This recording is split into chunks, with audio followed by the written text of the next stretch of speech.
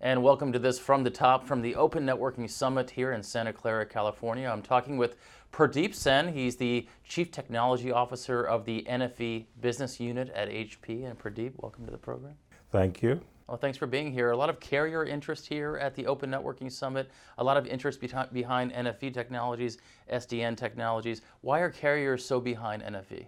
So if you look at the NFE movement, which started about a little over 2 years ago, and I was part of the small group of carriers who started this effort. I was working at Verizon at that time. We were all in our own domains trying to solve similar problems. Problems of how to address the lack of flexibility and agility in our networks, the time to market, the time it took to launch new services, and the rising costs in our network, which were sort of soon going to outstrip the revenues. So that's why we got together to try and find a new approach to resolving some of those business issues. Pradeep, another conversation here at ONS is around NFE testing, NFE deployment. Where are we on that timeline, if you will, between the testing and the deployment? The first couple of years of this NFV story, once the industry was sort of galvanized to work together on this, was largely around feasibility. It was trying to assess how to put all these pieces together into a story, into a system or a framework which made sense and which would be functional for carriers. I think we're over that phase now. I should say that most carriers have been experimenting with this in their labs much earlier than this industry effort. I was working on my labs in Verizon back in 2010, 11 on this, and so were some of my industry colleagues in other labs. And so carriers have been doing this for a while in terms of trying to assess feasibility. The industry effort got us together to do things in a broader scale with more interoperability kind of focus. But it was still around feasibility. Is this approach going to work? Will it solve the problems we're trying to solve? And I think now, 2.5 years down the road, we are over that feasibility barrier. Most carriers recognize that this is the approach which will help them, and this is the way to go. This is where the networks need to transform for the future. But now they're addressing the operations issues. How do I actually get this into my network? How do I make it into work with my operation systems? How do I address some of the concerns I have around performance, reliability, all of those things? So the very fact that these are the questions being asked tells us that we've moved over into the operational phase of this, into actually trying to make it work rather than just testing to see if it's feasible. Your last comment segues nicely into the next question. What are the barriers, from a carrier perspective, what are the barriers to adoption of NFE? So initially people thought it was around performance, around reliability, and the performance has been addressed as systems evolve, as the components have gotten better. The performance is not a question anymore. Yes, the performance may be an issue in certain use cases, but we already know how things need to improve to address those. So it's not an unsolvable problem, it's just a matter of time. Reliability is another concern, has been another concern, and there we need to shift the thinking among carriers from the old way of doing reliability, where the reliability target was sort of brought down to the level of the underlying hardware, and every piece of hardware had to be redundant, reliable to meet the service reliability needs. But if you step back and say, what is the actual concern? It's really service level reliability. And if you look at the extreme model, which for example Google kind of follows, is I don't care if the hardware is unreliable, it can fail all the time. As long as I have techniques to make the service reliable, that's what I care about. Now, carriers will not move from their traditional models to the Google kind of model right away, but there's some places in between. And the fact is that there are software techniques we can use to get that service level reliability without requiring every layer to be ultra reliable. So again, here is a change in thinking which needs to happen. And early on, this was a big concern, but I think people are starting to get that there are ways to handle the service reliability question. What is now, I think, the real challenge is around operation systems, operations processes, and frankly, organizations. All of these things have to change and evolve to be able to handle this new approach and new technique. Even things like how you do procurement has to change. So it's really about the guts of the operations of the business, which people need to address, which are perhaps the remaining barriers. Pradeep, would you agree that carriers should move away from maybe focusing so much on the technology behind NFE and focus more on the solution to NFE, or what solution NFE can provide, and then reverse engineer it from there? If you mean they should look at the business problems they want to solve, absolutely. On the service level? Yeah, absolutely. Approaching, these are good technology approaches, these are good architectural approaches, and they are going to help create a new infrastructure which will be flexible and agile and very responsive to customer needs. But it's the wrong thing to focus just on the technology and say, okay, I have this piece of things together, technology, and I can put them together to solve some problem and then try to find what the problem is. That's the wrong approach. You really have to look at the business issues you are trying to address. So a particular carrier has certain business issues they're trying to address. That's where we have to start from and say, what is it that I need to solve? And project that onto the underlying technology, and then the use cases you need to concentrate on emerge. So I think that's the right way. And why I say this is that this set of problems is not the same for all carriers. Each carrier operates in a different geography, in a different regulatory environment, in a different business environment, in a different competitive environment. And the business problems they need to address are very different from each other.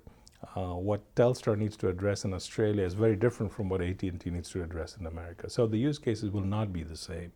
And that's why it's very imperative that the operators themselves discover the business issues they're trying, or focus on the business issues they're trying to resolve, and then build the use cases from them.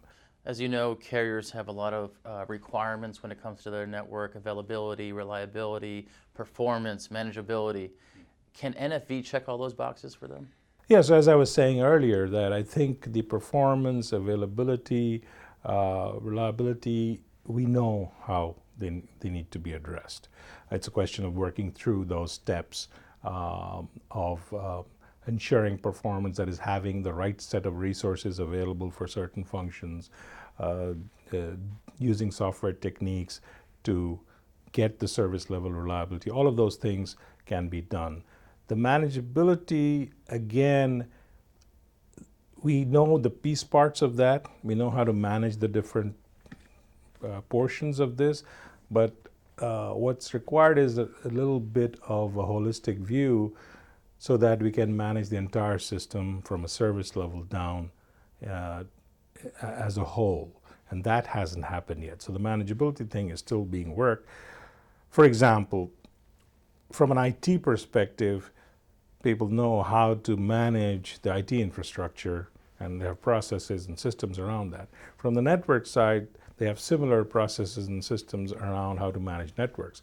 What we're talking about here is IT and network coming together, and these two approaches are not the same.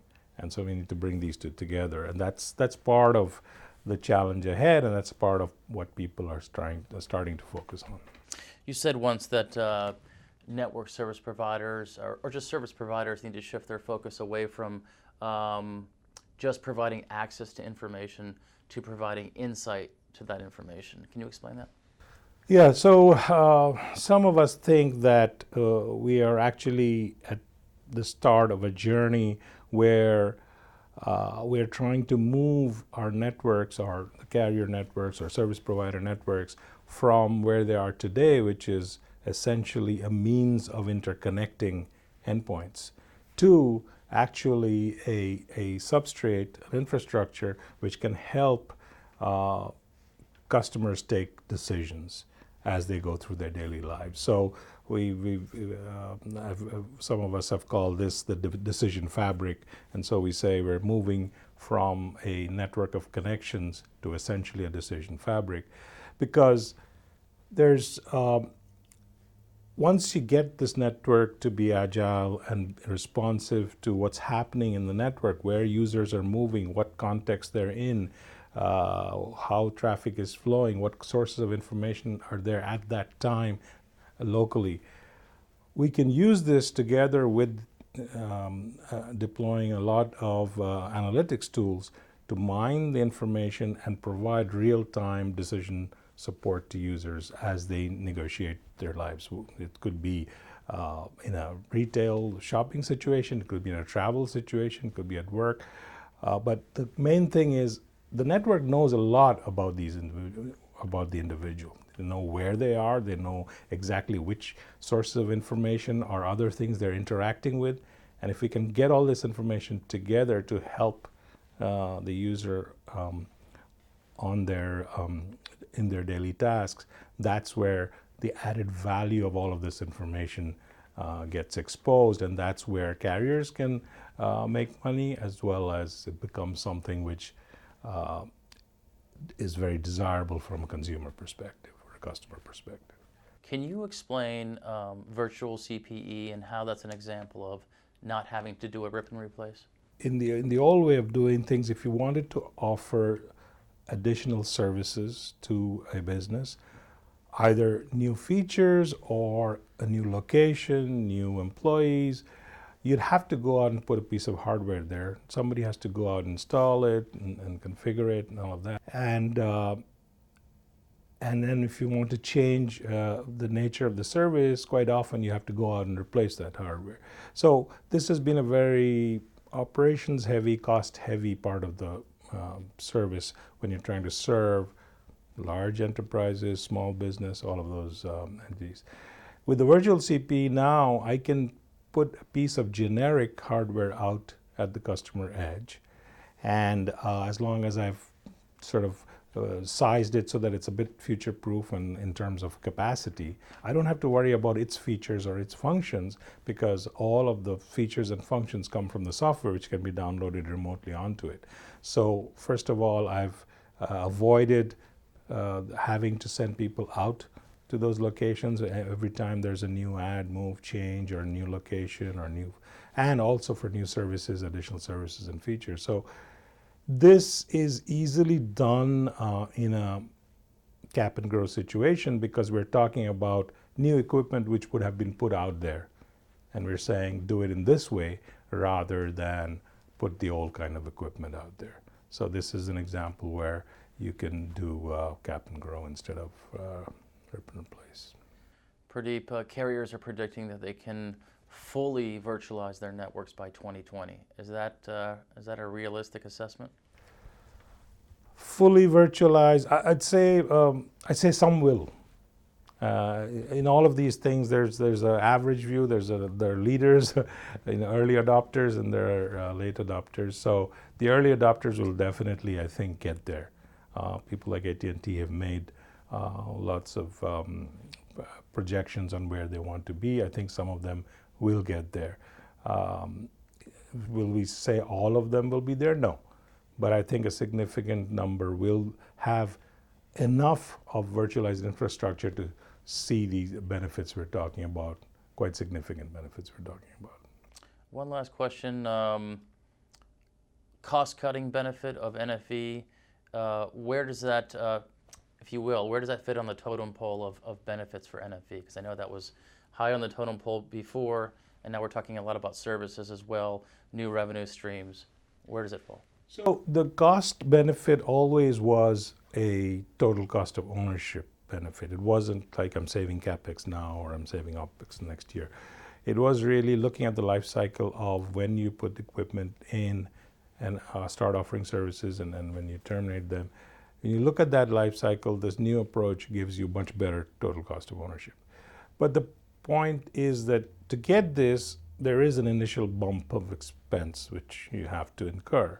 So if I take a very short-term business case, it's very hard to justify it. And but if I have a new service or new set of services I can deploy, and using that revenue, it's easier to make that business case of a new service opportunity. So I think that's why people are gravitating towards a new service opportunity as a means to introduce this. And in the long run, they will get the cost benefit. But just justifying it on cost benefit is not always feasible. There are some cases where you can do it, but mostly it's hard to do. Especially because carriers have so much embedded network infrastructure already. If it's somebody starting out in a greenfield, a carrier going into a space where they don't have anything and they're going to put something in, there's no question you can do the cost analysis and get the cost benefit right away. Pradeep, thanks for your time. Thank you. It's a pleasure talking to you.